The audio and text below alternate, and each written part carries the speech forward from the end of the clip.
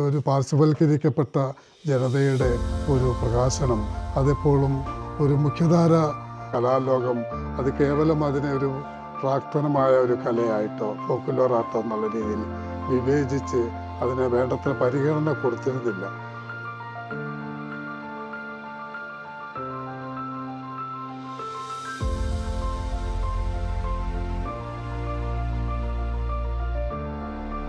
യഥാർത്ഥ ജനങ്ങളുടെ ഒരു വ്യവഹാരങ്ങളുടെ അവരുടെ സംഘർഷങ്ങളുടെ അവരുടെ ഭൂമിക്ക് വേണ്ടിയുള്ള അതിജീവനത്തിൻ്റെ പോരാട്ടങ്ങളുടെ ഒക്കെ ജീവിതത്തെയും കൂടെ പരിഗണിക്കുന്ന ഒരു കലയെ ആണ് എനിക്ക് ആധുനികമെന്ന് വിളിക്കാനും കണ്ടംപററി എന്ന് വിളിക്കാനും എനിക്കിഷ്ടം. അവിടെ കാണാൻ പറ്റിയത് ആദിവാസികളുടെ സാമൂഹികമായ അവരുടെ സംഘർഷങ്ങളെയാണ് എൻ്റെ മനസ്സിൽ വരുന്നത്. കോർപ്പറേറ്റ് കമ്പനികളും മൈനിങ് കമ്പനികളും ഭരണകൂട ഭീകരതയും കുടിയൊഴിപ്പിക്കലും ഇതൊക്കെയാണ് എൻ്റെ മനസ്സിലേക്ക് വരുന്നത്. ഞാൻ വരയ്ക്കുമ്പോൾ മീഡിയം തിരഞ്ഞെടുക്കുന്നത് ഒരു രാഷ്ട്രീയം തന്നെയാണ്. അപ്പോൾ വാട്ടർ കളറിലൊക്കെ ചെയ്യുമ്പോൾ അതിൽ പച്ചയും ചുമലയും അസ്തമയനമൊക്കെ വന്നാൽ ആ ചിത്രങ്ങൾ വളരെ കണ്ണിന് ഇമ്പമേകുന്ന വളരെ ചാരുതയുള്ള ചിത്രങ്ങളായി മാറും. അപ്പോൾ അതൊരിക്കലും പ്രത്യേകിച്ച് അത്രയും ഗ്രാമങ്ങളിലൂടെ സഞ്ചരിക്കുമ്പോൾ അത്തരം വർണ്ണങ്ങൾ ഒരിക്കലും കടന്നു വരരുതെന്ന് ഞാൻ ആഗ്രഹിച്ചു. നിരവധിയായ എഴുത്തുകാരും സാമൂഹ്യ പ്രവർത്തകരും പുരോഗമന കാര്യങ്ങളായിട്ടുള്ള എഴുത്തുകാരെല്ലാം ഉണ്ട്. പക്ഷേ എനിക്ക് തോന്നിയിട്ടുള്ള അവർക്കൊന്നും ഏറ്റവും അടുത്ത ഒരു ആദിവാസി സുഹൃത്തോ ഏറ്റവും അടുത്ത ഒരു ദളിത് സുഹൃത്തോ അവർക്കില്ല എന്നുള്ളതാണ്. അതില്ലാതെയാണ് അവർ സിനിമ ചെയ്യുകയോ പാട്ട് പാടുകയോ കവിത എഴുതുകയോ നോവൽ എഴുതുകയോ ചെയ്യുന്നത്. അടുത്ത സുഹൃത്തുണ്ടാകാത്തത് എന്താണെന്ന് നമുക്കൊന്ന് ആലോചിക്കേണ്ട കാര്യമാണ്.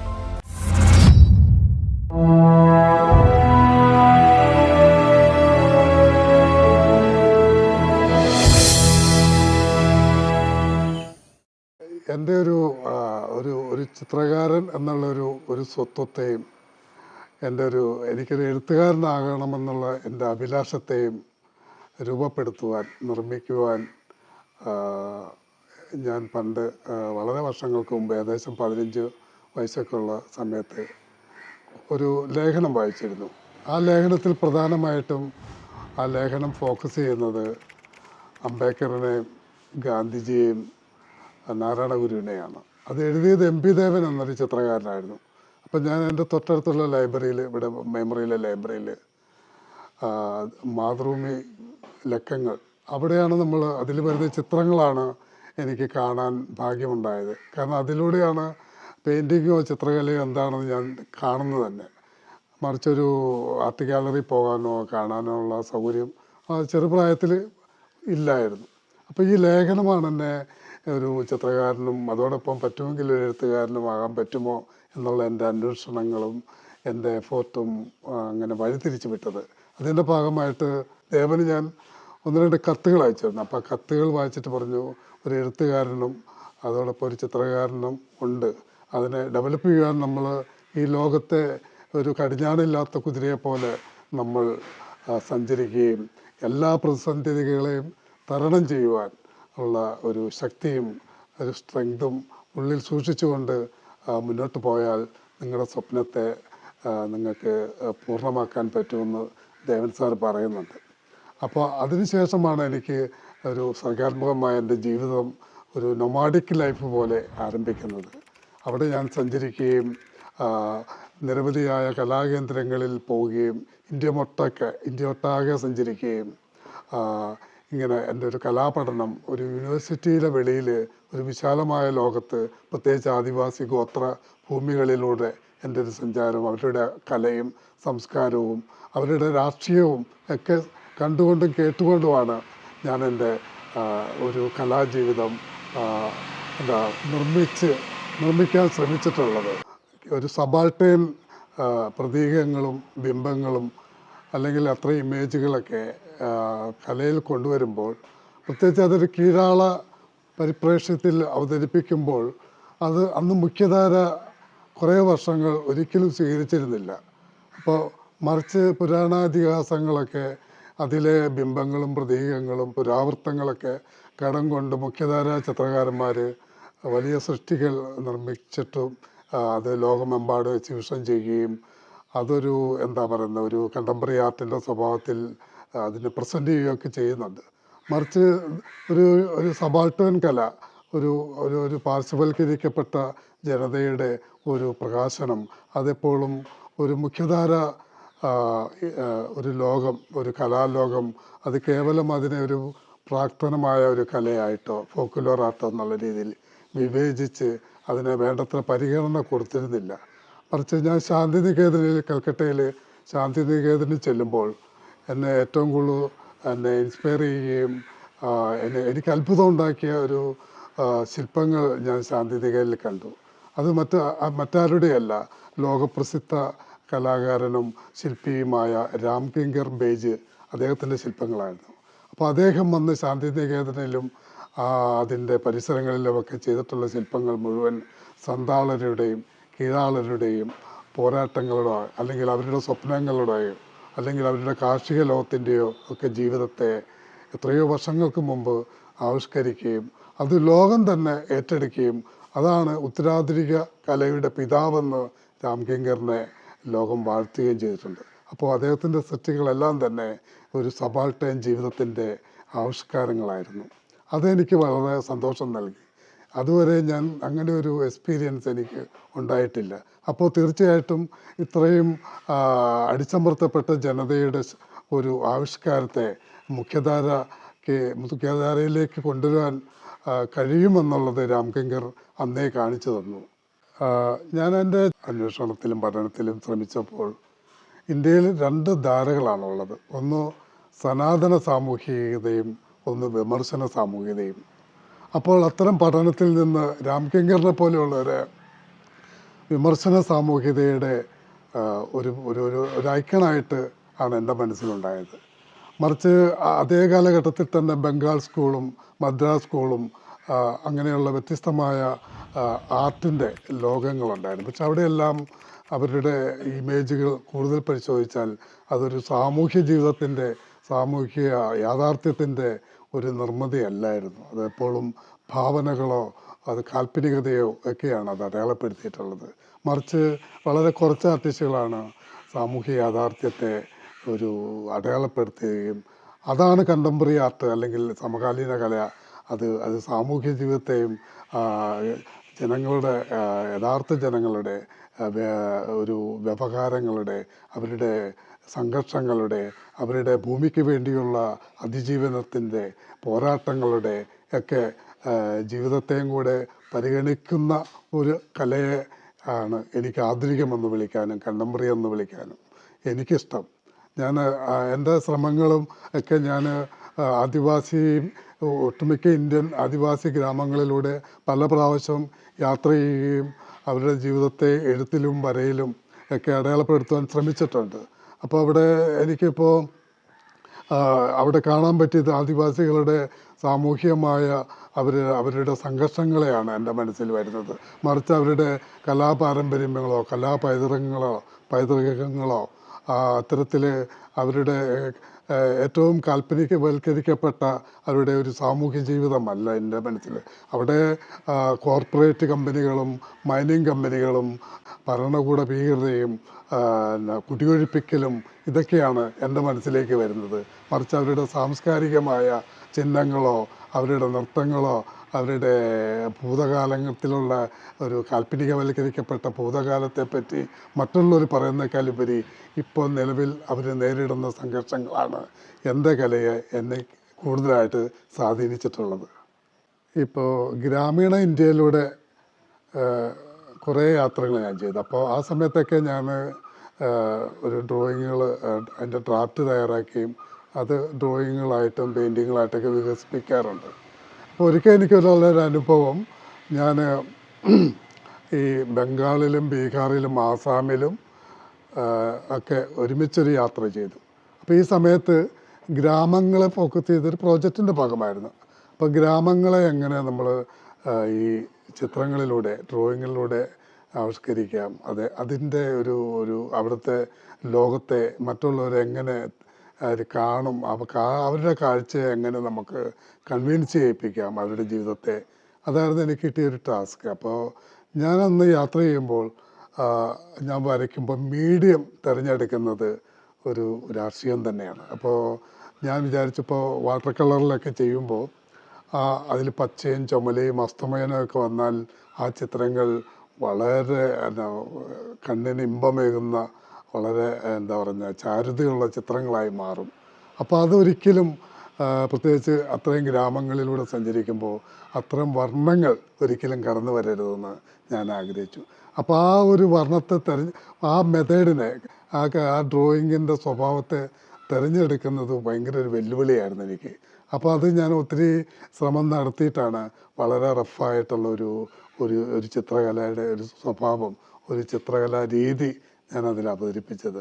അപ്പോൾ അത് എൻ്റെ മനസ്സിൽ മറ്റൊരു കാര്യവും, ഒരിക്കൽ സി ഐപ്പിൻ്റെ പ്രേതഭാഷണം കഥ സിനിമയാക്കണമെന്ന് ഡോക്ടർ വി സി ഹാരിസൊക്കെ മുന്നോട്ട് വരുമ്പോൾ ഹാരിസ് പറഞ്ഞത് നമുക്ക് ഷൂട്ട് ചെയ്യാൻ വേണ്ടി ലൊക്കേഷൻ കാണേണ്ടത് പച്ചപ്പോ പ്രകൃതി രമണീയമായോ സ്ഥലങ്ങളല്ല, വളരെ ഡള്ളായിട്ടുള്ള മരങ്ങളോ ഇലകളോ വളരെ ഡള്ളായിട്ടുള്ള ഒരു സ്ഥലം ഏരിയ നമുക്ക് കണ്ടെത്തണം. അപ്പോൾ അത് എനിക്ക് തോന്നിയിട്ടുണ്ട്. അപ്പോൾ ആടുജീവിതം പോലെയുള്ള സിനിമകൾ അപ്പോൾ അതിൽ നോക്കണം. ഞാൻ ആ പുസ്തകം വായിക്കുമ്പോൾ ആ വായനയിൽ നജീബ് അനുഭവിച്ച സന്തോഷവും വേദനയും ഒറ്റപ്പെടലും ഏകാന്തതയും എല്ലാം നമ്മുടെ ഉള്ളിലേക്ക് വരും. പക്ഷേ അത് വിഷ്വലൈസേഷനിലേക്ക് വരുമ്പോൾ അതിമനോഹരമായ മരുഭൂമിയുടെ വിസ്താരങ്ങളും അതിൻ്റെ മനോഹാരിതയും അതിൻ്റെ തുറന്ന ആകാശങ്ങളൊക്കെ നമുക്ക് നമ്മുടെ ഉള്ളിൽ സംവദിക്കുന്നത് നജീബ് അനുഭവിച്ച വേദനയേക്കാൾ ഉപരിയായിട്ട് അതിൻ്റെ മനോഹരമായ കാഴ്ചകളുടെ ഫ്രെയിമായിട്ട് അത് മാറിയിട്ടുണ്ട്. ഇത് എൻ്റെ ചിത്രത്തിൽ ഞാൻ എപ്പോഴും ആലോചിക്കുന്നതാണ്. പ്രത്യേകിച്ച് ദളിതാദിവാസികളുടെ ജീവിതം അത് അത് അത് ആവിഷ്കരിക്കുമ്പോൾ ഇത്തരം വർണ്ണങ്ങളോ ഇത്തരം ചാരുതകളോ ഇത്ര കാൽപ്പനികവരിക്കപ്പെട്ട കളറുകളോ ഉണ്ടാവരുതെന്ന് ഞാൻ വളരെ ആഗ്രഹിക്കുകയും അതിനുവേണ്ടിയുള്ള ശ്രമങ്ങൾ നടത്തുകയും ചെയ്തിട്ടുണ്ട്. സിനിമ എനിക്കൊരു പാഷനായിരുന്നു. അപ്പോൾ അതിൻ്റെ ഭാഗമായിട്ട് കലാസംവിധാന രംഗത്ത് ഒന്ന് ഒരു ഒരു ശ്രമം നടത്താൻ വേണ്ടി ഞാനൊന്ന് ഇറങ്ങി തിരിച്ചിരുന്നു.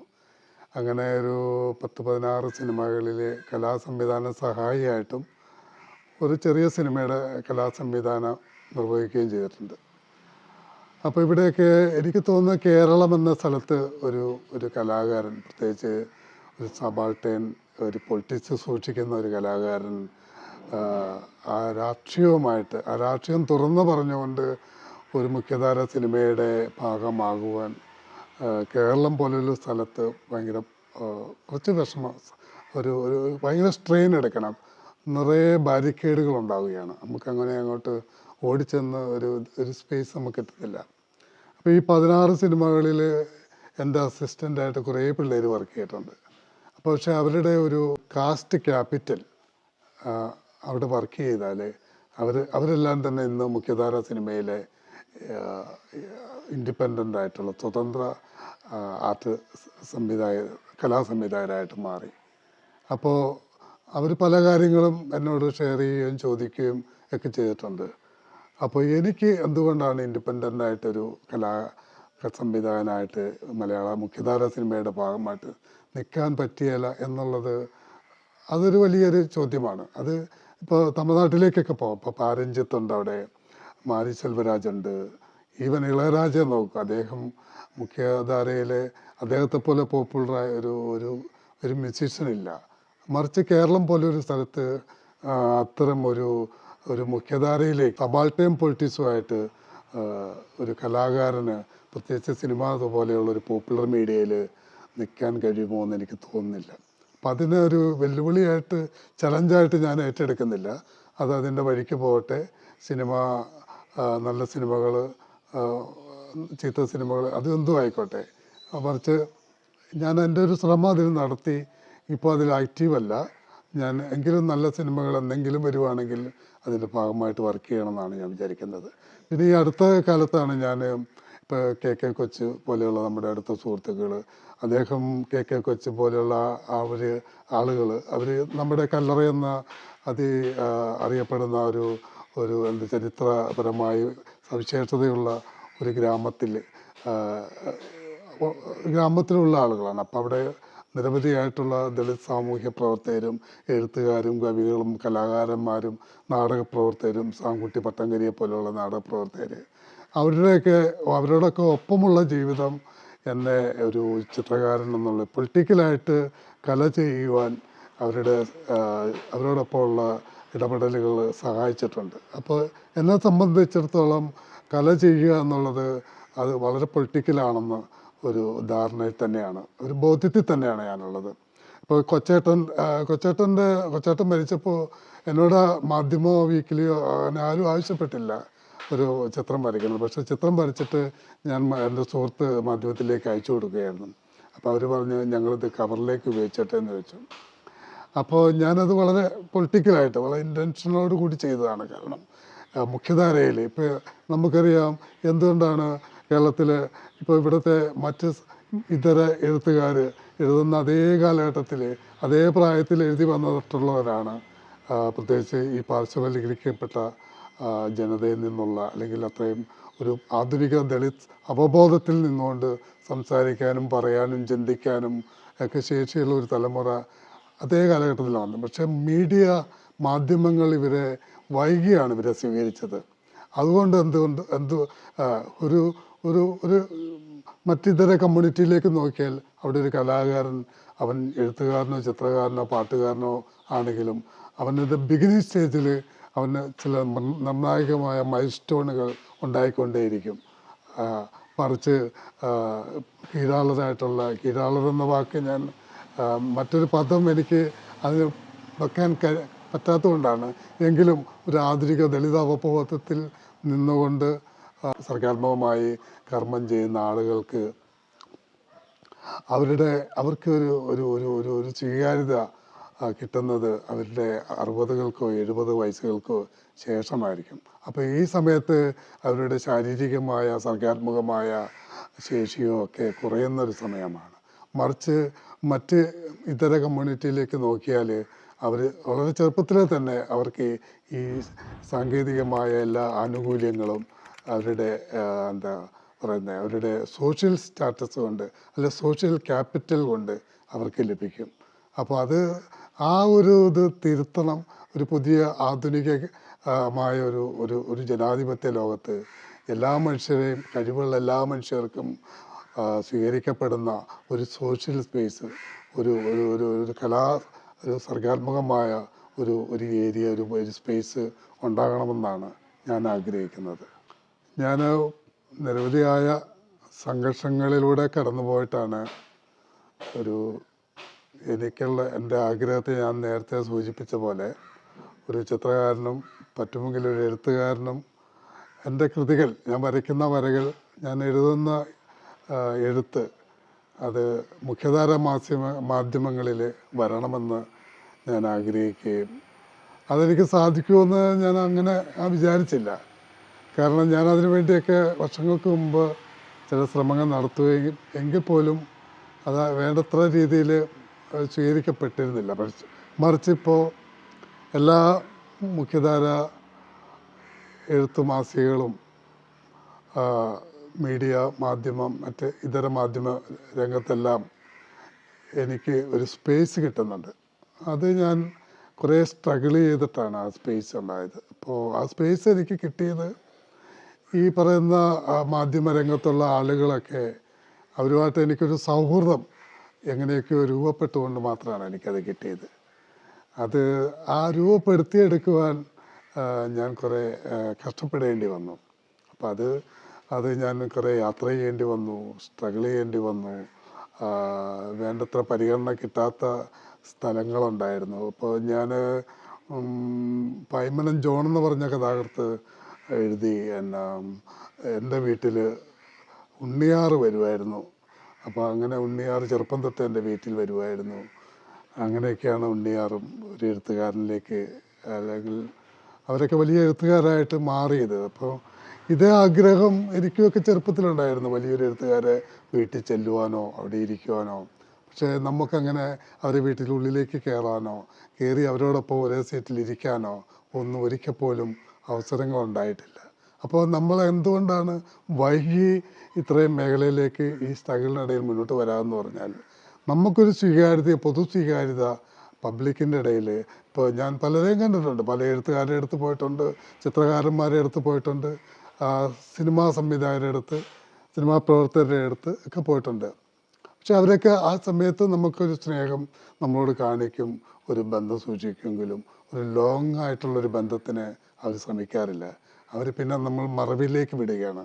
അപ്പോൾ അതെനിക്ക് വലിയ സിനിമയിലൊക്കെ ആ അനുഭവം ശരിക്കുമുണ്ട്. മറിച്ച് എനിക്ക് തോന്നിയിട്ടുള്ളത് മറ്റിതര കമ്മ്യൂണിറ്റിയുള്ളവർ, അവർക്കൊരു ചിത്രകാരനോ അല്ലെങ്കിൽ ഒരു സംവിധായകനോ ആരോ ആകണമെങ്കിൽ അവരെ ഇഷ്ടപ്പെട്ട ഒരു എസ്റ്റാബ്ലിഷ് ചെയ്ത ഒരു ഒരു ഒരു ആളുടെ അടുത്തേക്ക് പോയാൽ, ഇപ്പം നമ്മൾ അടുത്ത നാളിൽ കേട്ടതാണ്, ഇപ്പോൾ നമ്മുടെ പുഷ്പവതിയെ പോലുള്ള പാട്ടുകാർ അവരിത്രയും മുഖ്യധാരയിൽ പാടുകയും കമ്പോസ് ചെയ്യുകയും രാഷ്ട്രീയം എന്താണെന്ന് വെറും പാട്ടുകാർ മാത്രമല്ല, ഒരു ജനാധിപത്യ ലോകത്ത് എങ്ങനെയാണ് എല്ലാ മനുഷ്യർക്കും സാമൂഹ്യ തുല്യത ഉണ്ടാവേണ്ട എന്ന രാഷ്ട്രീയത്തെയും കൂടെ മുൻനിർത്തി കലാപ്രവർത്തനം നടത്തുമ്പോൾ അവരെയും മുന്നേ പോയ പ്രഗത്ഭരായിട്ടുള്ള കുലപതികൾ അറിയുകയില്ലെന്ന് പറയുന്നത് നമ്മൾ അടുത്ത നാളിൽ കേട്ടതാണ്.